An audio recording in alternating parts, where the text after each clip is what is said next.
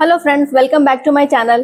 क्या आप भी स्टडीज़ के लिए अब्रॉड जाना चाहते हैं, लेकिन हर जगह बस एक ही नाम सुनाई देता है, आइल्स, और दिमाग में ये चलता है कि क्या मैं ये कर पाऊँगा, ये एग्ज़ाम कैसे होता है, क्या मैं इसमें स्कोर ला पाऊँगा। और अगर आइल्स के बारे में थोड़ा बहुत पता भी है तो फिर एक कन्फ्यूजन, जनरल आइल्स आसान होता है या एकेडमिक आइल्स आसान होता है, मुझे कौन सा देना चाहिए। तो दोस्तों, आज का ये वीडियो आपके सारे डाउट्स क्लियर कर देगा। इसे आप एंड तक जरूर देखिएगा, क्योंकि आज के इस वीडियो में मैं आपको आइल्स के बारे में पूरी जानकारी बहुत आसान और रियल तरीके से समझाने वाली हूँ। और हाँ, वीडियो के एंड में मैं आपको कुछ टिप्स और ट्रिक्स भी बताऊंगी जो आपको किसी भी बुक में नहीं मिलेंगी, तो इसलिए इसे एंड तक जरूर देखिएगा, क्योंकि वो सारे मेरे पर्सनल एक्सपीरियंसेस हैं। मैंने खुद भी जनरल आइल्स क्लियर किया है। तो लोगों ने मुझसे सवाल किया था कि आपको क्या ज़रूरत थी आइल्स देने की, लेकिन ये मेरे अपने पर्सनल रीजंस थे। मेरे बच्चे आज अब्रॉड में हैं और उनको प्रिपेयर करने के लिए मुझे पहले ये समझना था कि आइल्स का एग्ज़ाम होता कैसे है, इसके लिए क्या क्या प्रिपरेशंस होती है, ये कहाँ कंडक्ट होता है, और ये सब जानने के लिए मैंने खुद आइल्स, जनरल आइल्स दिया था। मैंने सोचा अगर मुझे अपने बच्चों को प्रिपेयर करवाना है तो पहले मुझे पता होना चाहिए कि आइल्स एग्ज़ाम होता कैसे है। ये बिल्कुल वैसे ही है जैसे हम जब बच्चों को स्कूल भेजते हैं तो हमें पता होता है कि स्कूल में क्या होता है, कैसे पढ़ाई करवाई जाती है, या स्कूल ये क्या जगह है, राइट। उसी तरह से जब हम बच्चों को कॉलेज भेजते हैं तो हमें कॉलेज की जानकारी रहती है, क्योंकि हम स्कूल और कॉलेज जा चुके होते हैं। तो आइल्स के लिए भी मैंने यही सोचा कि जब पहले मैं प्रिपेयर करूंगी, मैं एग्ज़ाम दूंगी, तो मैं अपने पर्सनल एक्सपीरियंस बच्चों के साथ शेयर कर पाऊंगी और उन्हें ज़्यादा अच्छे से गाइड कर पाऊंगी। तो जब आप खुद इन सारी प्रोसेस से गुजरते हो तो आप उसको सिर्फ पढ़कर नहीं बल्कि फील करके समझते हो। इसीलिए मैं आपको इसके एंड में कुछ टिप्स और ट्रिक्स बताऊंगी जिससे आप आइल्स में अच्छा स्कोर कर पाएंगे। क्योंकि मैं जो आपको बताने वाली हूँ वो सिर्फ एक थ्योरी नहीं है, वो रियल टेस्टेड एक्सपीरियंस है। तो चलिए सबसे पहले समझते हैं कि आइल्स होता क्या है। IELTS, आइल्स का फुल फॉर्म है international English language testing system, जो ये चेक करता है कि आप इंग्लिश कितना फ्लुएंटली बोल सकते हैं, लिख सकते हैं, पढ़ सकते हैं, या आपकी लिसनिंग कितनी अच्छी है।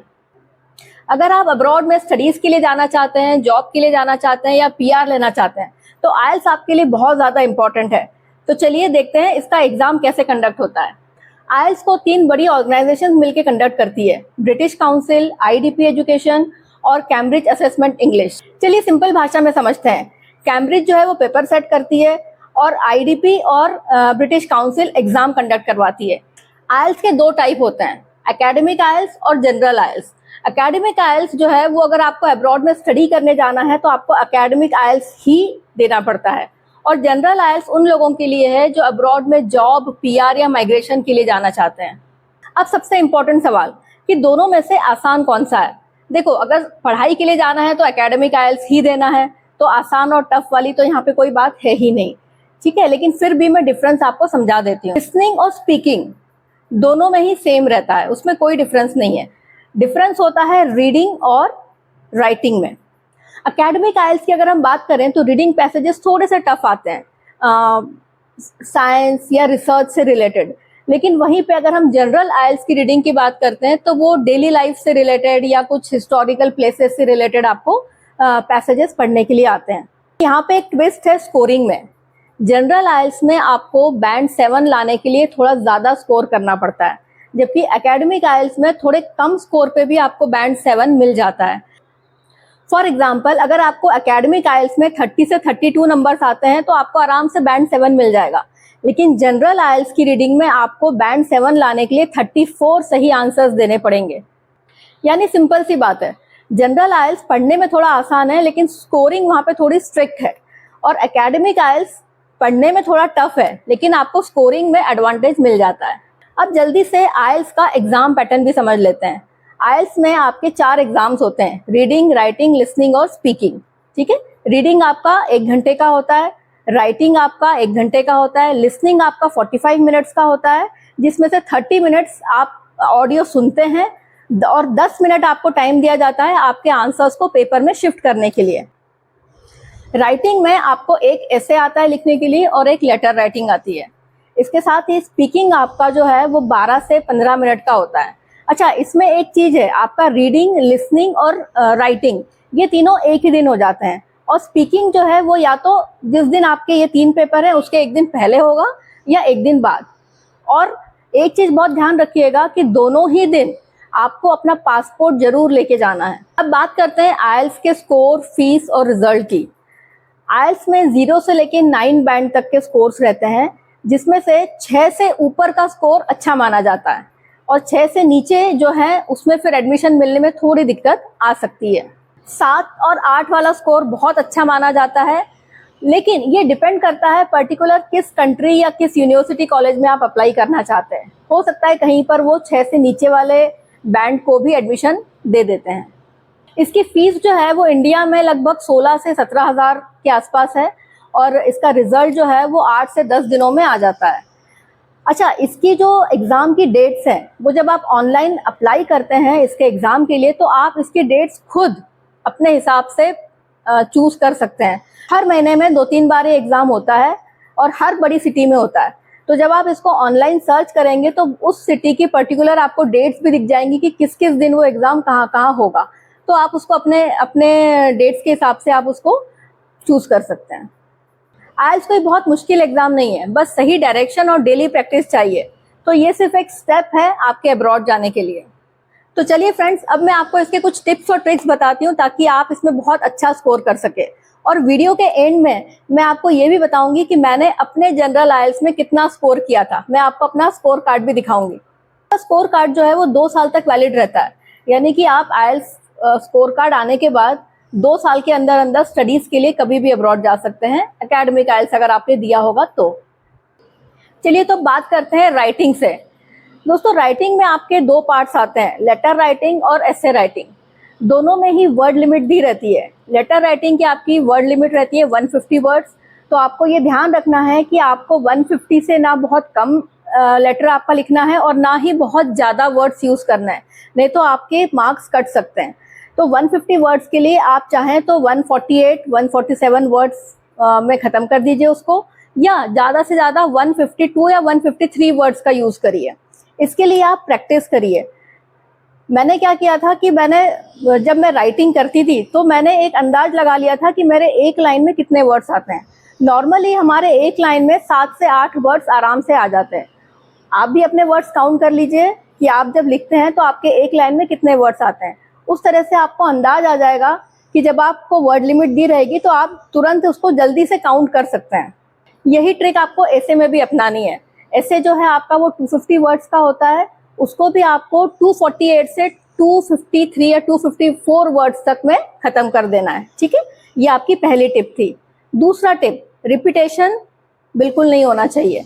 आपके जो ऐसे या लेटर्स हैं उसमें कोई भी वर्ड आपका रिपीट नहीं होना चाहिए।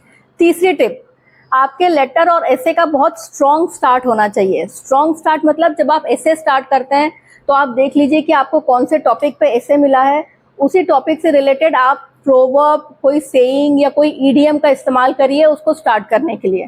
ठीक है, आप 25-30 प्रोवर्ब्स या ईडीएम बिल्कुल याद कर लीजिए और सोच के रखिए कि हाँ, मतलब अगर कोई आपका हिस्ट्री से रिलेटेड चीज़ें आने जो आप पढ़ रहे हैं, या कोई वेकेशन से रिलेटेड चीज़ें पढ़ रहे हैं, या कोई रेसिपी से रिलेटेड आपको पढ़ना है ना, तो जो भी आपके टॉपिक्स आप आइल्स के लिए तैयार करते हैं, हर एक टॉपिक के लिए आप कम से कम 3-4 ईडीएम याद कर लीजिए।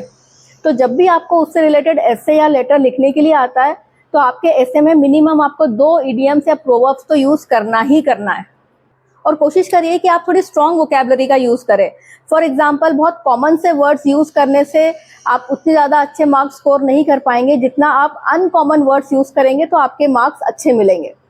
जैसे एवरीवेयर की जगह पे आप यूबिक्विटस यूज़ कर सकते हैं, या फ्रेंड्स की जगह पे एक्वेंटेंस यूज़ कर सकते हैं, है ना। कुछ अच्छे अच्छे वर्ड्स याद कर लीजिए, बिल्कुल 50-100 वर्ड्स तो ऐसे रट लीजिए उसके सिनोनिम्स की, आपको वो लिखना ही लिखना। अब बारी आती है लिसनिंग की। तो लिसनिंग के लिए आपकी सबसे पहली टिप है कि बहुत अटेंटिवली आप उसको ध्यान से सुने। ठीक है, ऐसा नहीं कि आपने कानों में हेडफोन तो लगा लिया है और आपका ध्यान सामने है कि जो जो एग्जामिनर सामने बैठा है वो किसको पेपर प्रोवाइड कर रहा है या किसको पेंसिल दे रहा है। नहीं, आपका पूरा ध्यान सिर्फ और सिर्फ आपके लिसनिंग वाले ऑडियो पे होना चाहिए, क्योंकि कई बार ऐसा होता है कि ऑडियो में जो इन्फॉर्मेशन दी जाती है वो 2-4 सेंटेंस के बाद वो लोग चेंज कर देते हैं। फॉर एग्जाम्पल, वो जैसे शुरुआत करेंगे कि आज शाम 7 बजे पार्टी है, पार्टी में हम ये करेंगे, डांस होगा, गेम्स होंगे, ऐसा होगा वैसा होगा, और उसके बाद वो ये बोल देंगे अचानक से ही कि आज अरे 7 बजे नहीं, मैंने टाइम गलत बताया था, पार्टी 8 बजे स्टार्ट होगी। ठीक है, तो जब आपको वो आंसर्स पेपर पे ट्रांसफर करने होंगे और पूछा जाएगा कि पार्टी कितने बजे स्टार्ट होना है, तो आपने शुरुआत में क्या सुना था 7, लेकिन बाद में उसने क्या उसको करेक्ट किया था 8 बजे का टाइम। ठीक है, और ये चीजें स्पेशली टाइम के लिए, डेज के लिए, इवेंट्स के लिए बहुत होता है, मतलब ऐसा वो करते ही करते हैं, तो आपको बहुत ध्यान रख के लिसन कर। दूसरा टिप, जब भी आप आंसर्स लिखते हैं तो इसमें ध्यान रखिएगा कि आपको लंबे लंबे सेंटेंसेस नहीं लिखना है, 2 या 3 वर्ड के आपके आंसर्स होते हैं। जैसे फॉर एग्जाम्पल, अगर आपको 7 AM इन द मॉर्निंग कुछ आपको लिखना है तो आपने 7 AM लिख दिया, काफी है। या अगर आपको मनी से रिलेटेड बात करनी है ना, कि 250 रुपीज, तो रुपीज का जो साइन है वो पहले आएगा, रुपीज 250, नहीं तो उसमें भी आपके मार्क्स जो है वो डिडक्ट होते हैं। तो ये छोटी छोटी सी चीजें हैं जो आप ध्यान रखिएगा।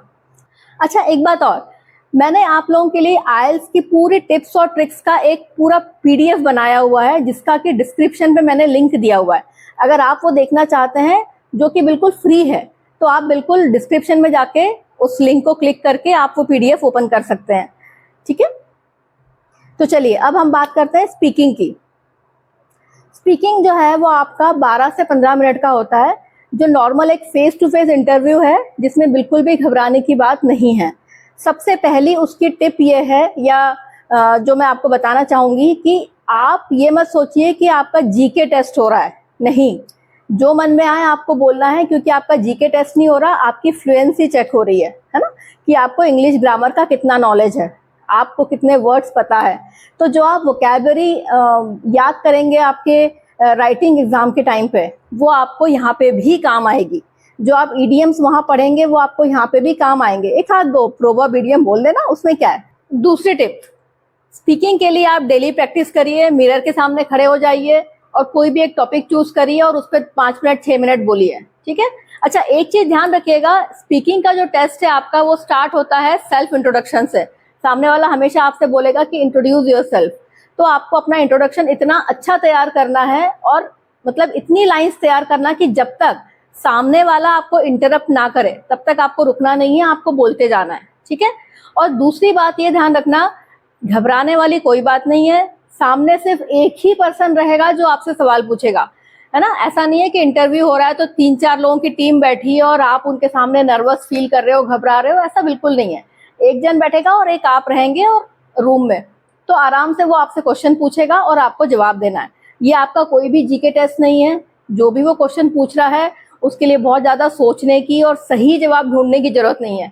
आपकी वहां पे फ्लुएंसी टेस्ट हो रही है, वहां पे आपका इंग्लिश ग्रामर चेक हो रहा है। ठीक है, GK टेस्ट नहीं हो रहा कि आप जो बोल रहे हैं वो सही है या गलत है, इंफॉर्मेशन नहीं देख रहे हैं वो। ठीक है, तो ये चीज का बहुत ध्यान रखें। चलिए अब हम बात करेंगे रीडिंग एग्जाम की। ठीक है, तो रीडिंग में आपको 2 पैसेजेस आते हैं और दोनों ही पैसेज में आपको ऑब्जेक्टिव टाइप के जो क्वेश्चंस दिए रहते हैं, जिसमें आपको टिक मार्क करना रहता है।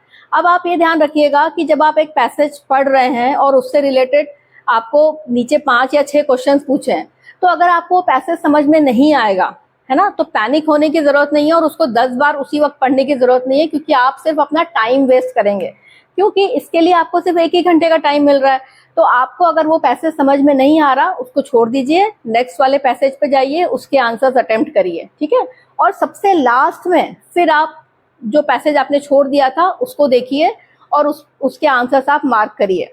ब्लैंक आपको नहीं छोड़ना है, क्योंकि यहाँ पर कोई भी निगेटिव मार्किंग नहीं होती, तो आपको कोई ना कोई आंसर मार्क करके तो आना ही है। हो सकता है शायद सही हो जाए, है ना, तो आपको ब्लैंक नहीं छोड़ना है। तो दोस्तों, आज के मेरे इस वीडियो में मैंने आपको बहुत सारे टिप्स और ट्रिक्स बताई है। इसके अलावा काफी सारे ट्रिक्स मैंने अपने PDF में भी शेयर करी है। अगर आप चाहें तो आप डिस्क्रिप्शन से लिंक लेकर आप मेरा PDF भी देख सकते हैं जो बिल्कुल फ्री है। अगर आपको मेरा ये वीडियो इन्फॉर्मेटिव लगा हो तो प्लीज़ इसको लाइक करिए और शेयर ज़रूर करिए ताकि और लोगों को भी IELTS के बारे में जानकारी मिल सके जो स्टूडेंट्स अब्रॉड स्टडीज़ के लिए जाना चाहते हैं।